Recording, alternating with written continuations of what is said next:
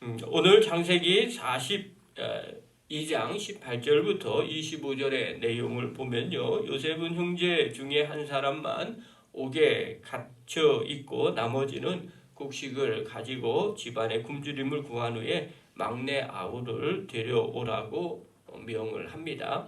형들은 전에 요셉에게 지은 죄 때문에 이런 괴로움을 겪는다면서 자책을 하게 되고요. 또 요셉은 그 소리를 들은 요셉은 나가서 울고 돌아와서 시므온을 결박하고 곡물과 함께 돈을 도로 넣어 형들을 보냅니다. 오늘 이 본문을 통해서 우리가 좀 한 가지를 좀 살펴볼 것이 있어요. 그게 바로 뭐냐면 성도의 고난은 때때로 죄를 깨닫게 하는데 유익하다는 사실입니다. 이 부분을 우리가 좀 생각해 볼 필요가 있어요. 여러분, 많은 사람들이 자신의 삶을 뒤돌아보는 일들을 종종 하게 됩니다. 그래서 보통 일기를 쓰는 일들이 그런 일이죠. 오늘 하루 어떤 일이 있었는지 그것만 쓰는 사람들도 있겠지만 그 일을 보면서 내가 잘했는지 못했는지 또 반성해야 될 일이 무엇인지 그것들을 기록을 하게 됩니다. 신앙생활할 때도 마찬가지죠. 신앙생활할 때도 하나님 앞에 나와서 제일 먼저 나와서 무엇을 해야 될까 하는 부분들이에요. 여러분, 교회에 맨 처음에 오시면 자리에 앉아서 기도를 하실 겁니다. 무슨 기도를 해야 하는지를 배운 적이 없는 것 같아요. 그냥 알아서 남들 하니까 같이 기도를 하는 거죠. 그런데 이 기도할 때 맨 처음에 순서가 회개 기도입니다. 그래서 한 주간에 내가 지은 죄가 혹여나 있는지 또 주님 앞에 나왔는데 내가 하나님과 우리 사이에 가로막힌 것이 무엇인지를 점검하는 시간이죠. 그래서 기도 시간에도 제일 먼저 하는 것이 회개 기도입니다. 왜냐하면 우리가 죄를 도설하지 아니하면 하나님과 우리 사이에 죄가 가로막혀서 하나님 앞에 제대로 상달되지 않기 때문에 그렇습니다. 또 하나님은 죄를 제일 싫어하십니다. 그래서 교회에 나오거나 또 예배를 드리거나 기도하거나 맨 처음에 하는 것이 이 기도입니다. 구약에서는요, 성전에 들어갈 때 제일 먼저 있는 것이 물두멍이었습니다. 물두멍에서 손을 씻게 됩니다. 이것은 뭐 깨끗하게 하라는 의미가 아니라 상징적인 의미가 그 안에 담겨져 있습니다. 내가 세상에서 지은 죄가 있다면 그것을 회개하는 것이 바로 물두멍입니다. 그래서 거기서부터 출발하고요. 또 초대교회도 마찬가지고요. 제일 앞에 물두멍이 있었습니다. 그래서 자신의 손을 씻는 그 행위들을 하면서 우리 마음에 죄악이 있는지를 점검하고 또 하나님 앞에 회개하는 일들을 하게 됩니다. 그런데 인생을 살다가 보면요, 어려움을 겪을 때 제일 먼저 드는 생각들이 있어요. 혹여나 내가 잘못된 일이 있지는 않는가 하면서 점검을 해보게 되는 거죠.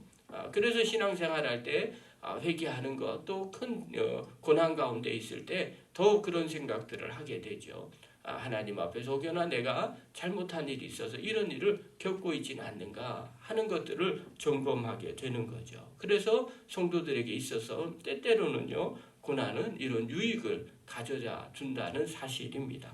오늘 본문 21절에 보면요, 요셉의 형들이 이런 부분들을 점검하게 됩니다. 21절 한번 보십시오. 같이 읽겠습니다. 시작. 그들이 서로 말하되 우리가 아우의 일로 말미암아 범죄하였도다. 그가 우리에게 애걸할 때 그 마음의 괴로움을 보고도 듣지 아니하였으므로 이 괴로움이 우리에게 임하도다. 자, 요셉의 형들이요, 요셉이 요셉을 애굽에 팔아넘겼던 일을 지금 과거의 그 일을 후회하고 있습니다. 이렇게 후회하는 이유가 뭐냐면 자신도 이런 지금 어려움을 겪고 있기 때문에 그렇습니다. 마치 이전에 요셉이 겪었던 그 어려움과 같은 어려움을 지금 형들이 겪고 있는 거죠. 이 형들은요, 애굽에 곡식을 사러 왔었어요. 그게 답니다. 그런데 지금 어떤 상황에 처해 있어요. 자신들을 정탐꾼이라고 몰아붙이는 거죠. 억울한 일이죠. 그래서 항변을 하는 거죠. 절대 우리는 정탐꾼이 아닙니다. 그렇게 항변을 해도 상대방이 지금 믿어주지 않고 있는 거예요. 마치 이전에 자기 동생 요셉을 팔려고 할 때 요셉이 얼마나 항변을 했겠어요. 또 얼마나 이런저런 얘기를 했겠어요. 그런데 그것들을 다 귀담아 듣지 않았거든요. 그것이 지금 떠오르고 또 그것이 생각이 나는 겁니다. 더불어 형제 중에 한 사람이 볼모로 애굽에 남아있고 형제들은 또 베냐민을 데려와야 하는 곤혹스러운 상황에 처해 있기 때문에 그렇습니다. 이 상황 가운데서 자신의 과거를 뒤돌아보는 거죠. 우리도 우리 동생 요셉을 팔을 때 그 요셉이 이런 어려운 억울한 심정을 갖게 되었구나. 자신의 힘으로는 어쩔 수 없는 상황 가운데 처해 있었을 때 전날에 잘못인 것을 뒤돌아보게 되고요. 깨닫게 되고 그들이 후회하기 시작을 합니다. 그래서 자신의 잘못이 이 고난 가운데 비로소 드러나게 된 거죠. 마찬가지죠. 우리도 성도는 때때로 고난 가운데서 죄를 깨닫게 하는데 이 고난이 유익하다는 사실입니다. 오해하지 마십시오. 성도들의 모든 고난이 전부 다 죄를 깨닫게 하는 데 있다. 이렇게 생각하시면 잘못입니다. 다만 죄를 깨닫게 할 목적으로 하나님께서 이렇게 주실 수도 있다는 겁니다. 또 우리가 고난을 겪으면 뒤돌아보게 되고요. 그리고 우리의 죄가 무엇인지도 생각날 수도 있다는 겁니다. 전제가 고난이고 죄를 깨닫게 하는데 무조건 사용하는 거다라는 것은 결코 아니라는 겁니다. 다만 우리의 죄를 깨닫게 하기 위해서 하나님은 때때로 이 고난이라는 도구를 사용하시기도 한다는 사실입니다. 성경에 보면요. 신명기 8장 5절에 이렇게 기록하고 있어요. 너는 사람이 그 아들을 징계함 같이 네 하나님 여호와께서 너를 징계하시는 줄을 마음에 생각하고 네 하나님 여호와의 명령을 지켜 그의 길을 따라가며 그를 경외할지니라. 이렇게 말합니다. 모세가요 가나안 땅에 들어가기 직전에 이스라엘 백성들에게 한 마지막 설교입니다. 거기서 이야기하는 것처럼 사람들이 자기 자녀들을 징계할 이유가 뭐냐? 잘못을 깨닫고 올바른 길로 가는 것처럼 하나님께서 사랑하는 백성들을 이렇게 징계한다는 겁니다. 그러니 너희들은 그런 상황 가운데 있을 때 어떻게 해야 되느냐?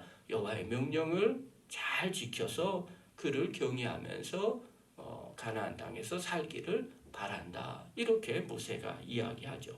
또 잠언서 3장 12절에 보면요. 대저 여호와께서 그 사랑하시는 자를 징계하시기를 마치 아비가 그 기뻐하는 아들을 징계함 같이 하시느니라. 하나님도 사랑하는 자녀들을 징계하신다는 겁니다. 왜 징계할까요?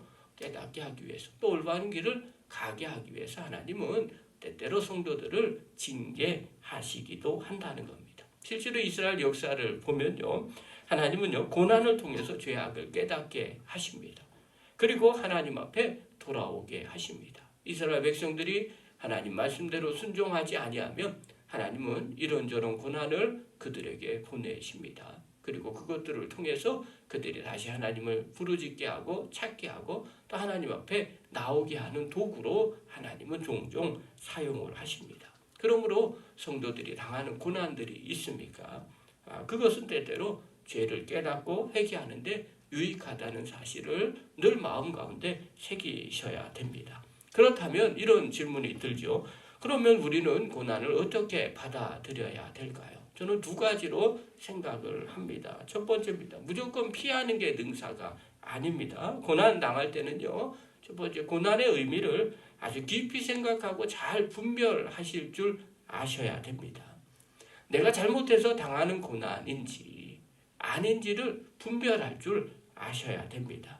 고난을 당하면 혹여나 내가 지은 죄가 있지 않는가, 내가 잘못한 일들이 있지 않는가, 또 내가 잘못된 것을 뿌려서 지금 거두고 있지는 않는가를 늘 점검해 보셔야 됩니다.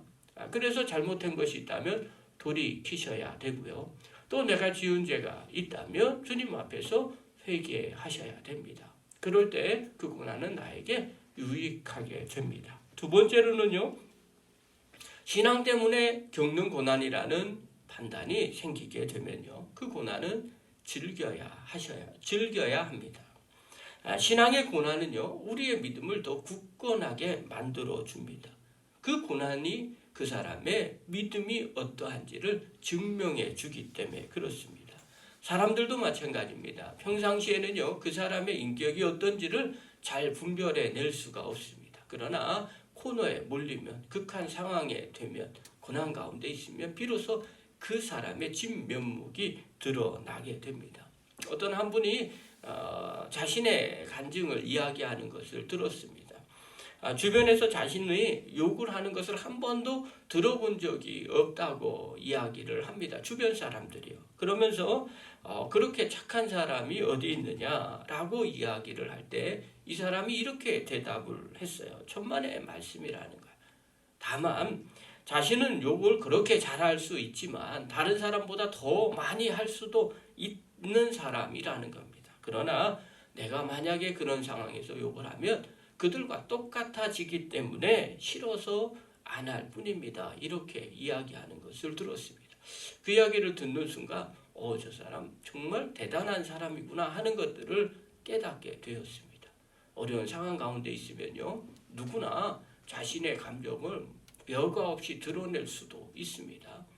그것도 용인될 수 있어요. 사람이니까 다 그렇지 뭐 이렇게 말할 수도 있습니다. 그러나 욕할 상황에서 또 자신이 감정을 드러낼 상황에서조차도 드러내지 않는 사람, 다른 사람과 똑같은 취급을 받고 싶지 않고 나의 자신이 그거밖에 안 되는 존재라는 것이 싫어서 그렇게 하지 않는 사람을 보니까 정말 다른 사람이라는 것을 느끼게 됐어요.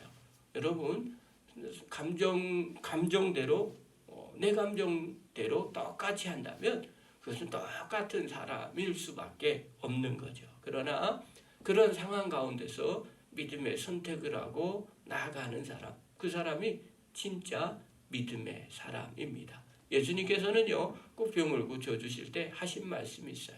내가 나를 어떻게 생각하느냐. 또 어려운 환경과 상황 가운데서 때로는 좀 내버려 두십니다.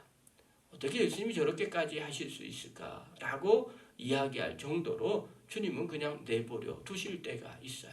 이유는 다른 것이 아니죠. 그가 정말 예수님을 어떻게 생각하고 있는지, 또 이런 어려운 가운데서도 사람들이 제지하고 그리고 그만두라고 하는 상황 가운데서도 끝까지 나를 찾고 있는지를 예수님은 확인하고 싶으신 거죠. 그리고 그런 사람에게 내게 믿음이 있다. 내 믿음대로 될지어다. 그렇게 말씀하십니다.